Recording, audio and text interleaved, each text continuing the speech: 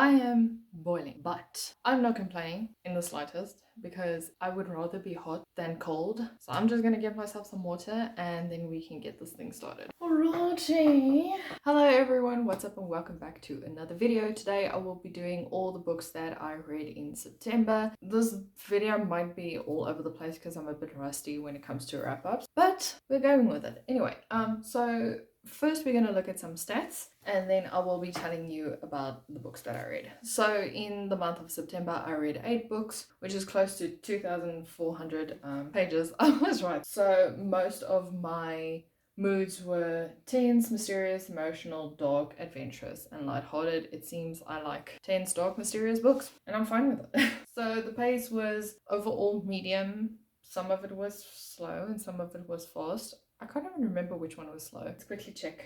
It says one. Oh, Virgin Over Christmas. Yeah, I did read that one a bit. Anyway, the page number, mostly 63% consisted out of pages, books with pages between 300 and 499. 13% was a 500-page book, which I think was, Crooked Kingdom, didn't know. And then the rest, the 25% was books under 300 pages. I think there were 2. Yeah. Genres were mostly fantasy, fantasy, romance, young adult, mystery, LGBTQI+, thriller, and contemporary. It says most of my formats were print, but it's the other way around. Most of my formats were ebook or digital. Which one was? Crooked Kingdom was digital, Virgin River Christmas was digital.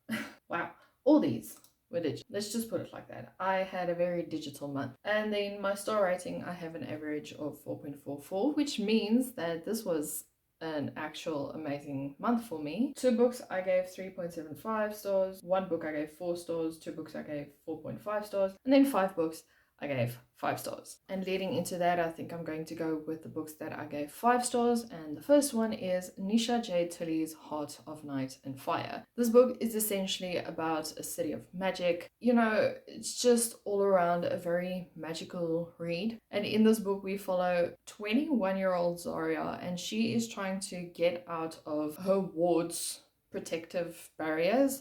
She wants to go to the city of Daria, where there's magic and where there's vampires and firebenders and waterbenders and airbenders and just a whole array of people that have magic, and she really wants to go there because she has a little bit of magic of her own, but the person she's staying with is trying to protect her from something really dark and mysterious, of which he doesn't want to tell her. So for the past 18 years she has been trapped in this house, unable to go very far, until one day this ward of her just disappears and the wards around the house lifts and she's able to go to the city and discover a vast array of secrets that has been kept from her. I really enjoyed this book. Nisha J. Tilley is known for incorporating South Asian elements into her books. I believe if some of you read the Trial of the Sun Queen series, that as well has amazing, from what I hear, amazing representation from other countries in the Southern Asian area. And I picked this book up because the cover. That's basically why I applied for the ARC, was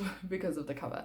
And I really enjoyed this book. It was all around a good time. The book paces you pretty well into going from no magic around the character until she meets magical folk. And it's not an information dump on you. You get to know the world with the character. And what's also interesting is she has a slight draw to the darkness that is busy eating the whole world around them. And I think it has something to do with the ruler, but no one knows. So we're gonna wait out and see for the next book to come out. But yeah, like I say, all around a good time, 5 out of 5 stars, my favorite book of the month. Then we get a very cozy murder mystery book, and I'm sure if you all have been following me for quite a while, you would know that I adore Verity Bright's Lady Eleanor Swift series, and A Murder by Invitation was no exception. We followed Lady Eleanor as she and a group of people from her town are trying to whip up celebrations for King George V, I believe. His birthday is coming up. But before his birthday celebrations can kick off, someone who's in their circle is murdered, and the only people who knew about his whereabouts were the people in the circle. So, and true to her nature, Lady Eleanor starts investigating it with her detective fiance, I almost said husband, my bad. They're only engaged now.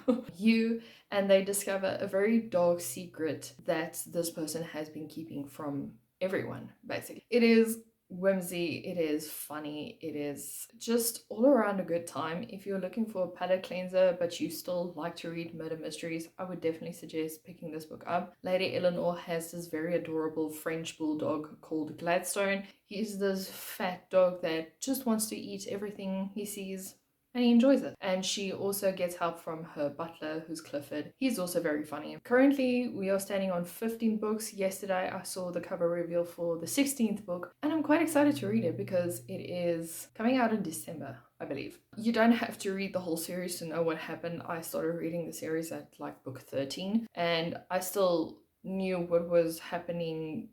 There's just tidbits of information about her past life or her personal life that comes through, but you quickly pick up who's important in her life. And then the last 5-star I read for September, I keep on saying this month, it's for September, is All the Dangerous Things by Stacey Willingham. This was a book and a half. So basically we follow Isabel, who is trying to keep the mysterious disappearance of her 1-year-old son, Mason, alive.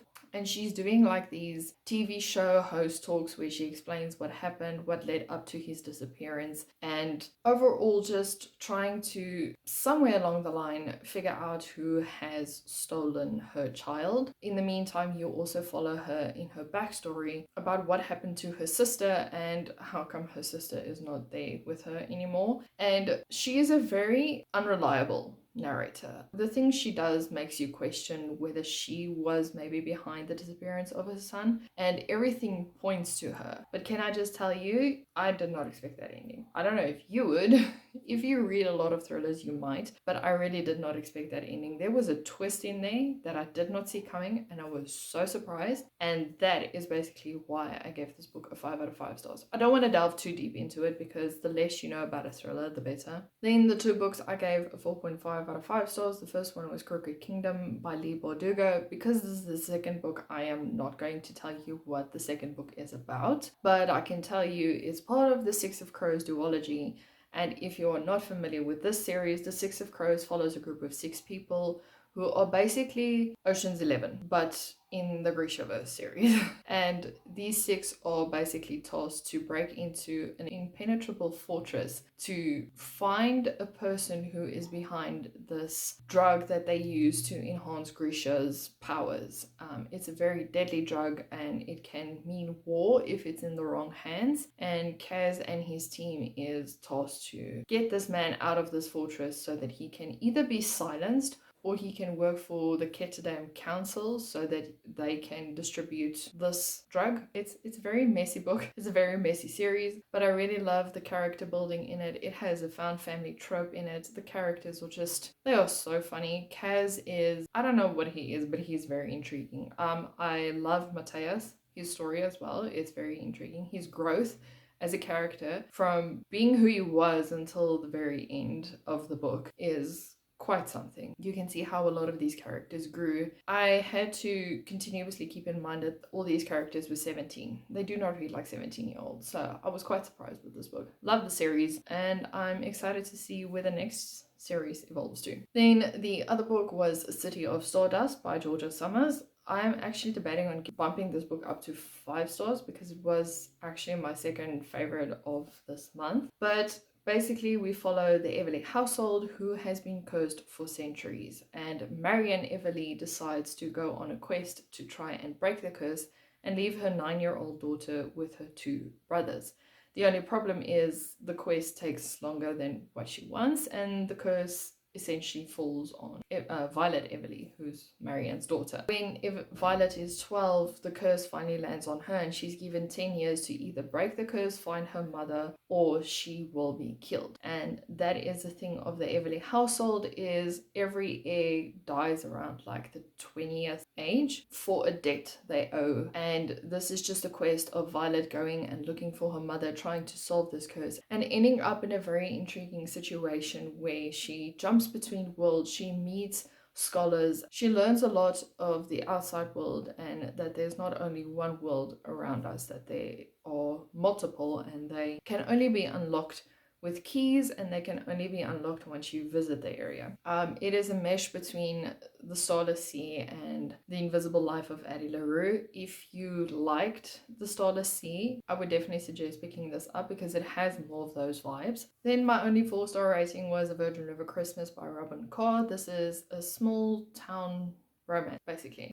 It is a break away from the Virgin River series, so you don't see a lot of the main characters in this book, but you get glimpses of them, like they make cameo appearances. So in this book we follow Marcy, and Marcy lost her husband about a year ago after he has been on life support for 3 years and being brain dead and disabled from the waist down. And she's trying to make a connection with his old sergeant and his old best friend, Ian Buchanan. And she has kind of an idea where he is, but she's not really sure up until where she ends up in Virgin River and someone tells her, oh yeah, there's a crazy guy up in the hill. Might be him, not sure, but it could be him. And she goes to him and they first have this big fight about her being there because he doesn't want her to be there. And it eventually ends up like a one-bed kind of trope situation thing.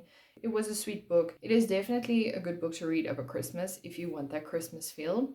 Just know that it is a romance, so there is a happy ending if you really want it. But the story leading up to why she's there and what happened is very sweet, very cute. I just have to admit that I can't remember how it ends. So it didn't have that big of an impact on me, which means 4-star was probably too high. I don't think the ending was that important to me anyway. I think Ian Buchanan just looked at the Christmas tree and he took his medals and placed it on the Christmas tree. I think that's what the ending was, and I was just like, ah, okay, cool. And then my 3.75 star books were Second Chance Pass by Robin Carr. I continued with the series because I want to read another Christmas novella from the Virgin River series by Robin Carr in December, so I had to, get a move on, hurry up. In this book we follow Vanessa, or as everyone calls her, Vanny, who lost her husband in war. Unfortunately, he didn't come back home. He passed away there. And 2 months later, she gave birth to their son, who she named him Maddie as an ode to her late husband. While going through this heartbreak, Maddie's best friend Paul was also there.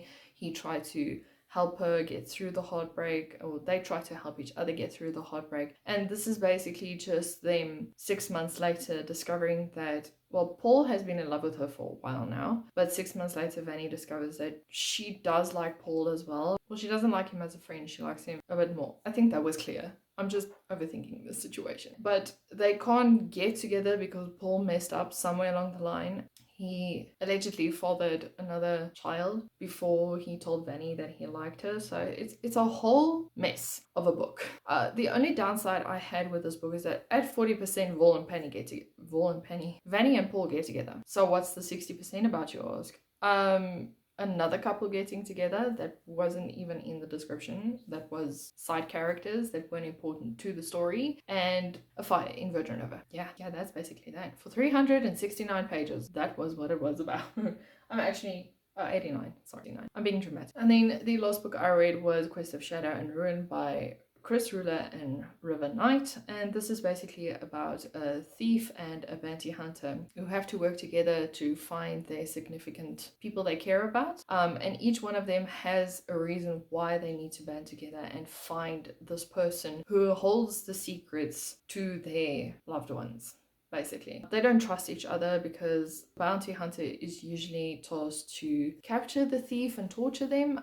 So they kind of start off on a rocky start, but eventually discover that they kind of need to work together in order for them to succeed in their quest. And yeah, it gets messy. They don't trust one another completely in this book. So yeah, it was very entertaining, a nice build up to a series that I believe is going to be a very good series. But that is all the books that I read for September. I really hope you guys enjoyed it. Let me know down below if there are some of the books that you would like to read, or how many books you read in September, or how did your September go, basically. And yeah, please remember to like and subscribe, and I'll see you guys in a video next week. Bye!